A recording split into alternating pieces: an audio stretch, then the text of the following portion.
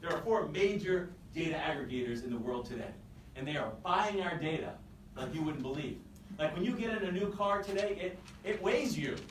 Okay? It knows how much you weigh. It sends that data upstream. When you search stuff in incognito mode, they still know what you're doing, by the way. Okay? Just want you to know. They're buying all your data, from your rewards cards to your credit cards to your car to everything you do is being aggregated. And when they aggregate this data, they can know everything about you. They know what you believe politically and religiously, what your moral values are, what you will and won't do, how you're going to vote. I mean, they know everything. And so when a hacker gets a hold of this data, they can be you. They can issue whatever commands you can issue.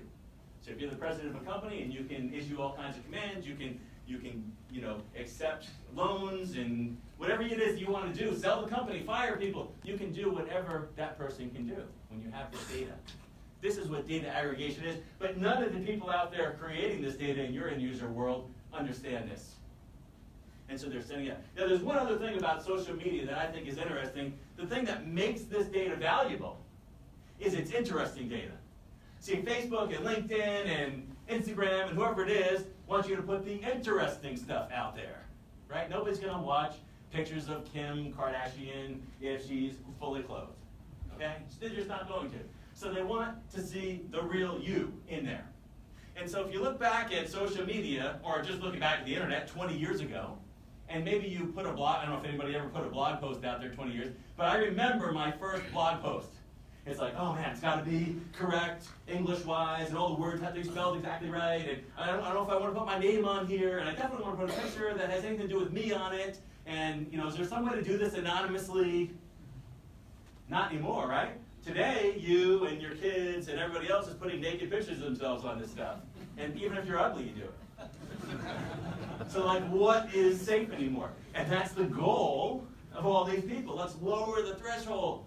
So when it comes to corporate data, nobody cares, right? It's just a bunch of numbers, spreadsheets, and social security numbers and stuff. But that's what's happening out here with social media. And all the people that you're surfacing out there, they're on it, and they've been numbed to what goes out online. It no longer just matters to anybody. Now, if all that were secure, we'd still be screwed, because Wall Street Journal reports that 75% of employees admit, the other 25% are lying,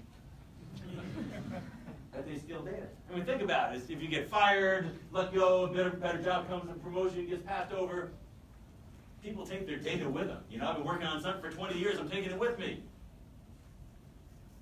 And it's not safe. And we could spend time on some of the other things we won't, nation-state sponsored attacks, which are huge out there. And of course, cyber war is starting to happen and really starting to get bigger out there. But here's the thing. Most corporate leaders out there, and by the way, I've spent a lot of time with them because I do a lot of conferences with C-level audiences. And you know what? A lot of them think that compliance is security, but it's not. Let me give you an example. I'm from North Carolina. By the way, the storm is just hitting the coast right now. That's why I'm here. It's kind of disaster recovery plans. I got my family at home, but I figured if they get wiped out, I'm here, and I can repopulate my home when I get back.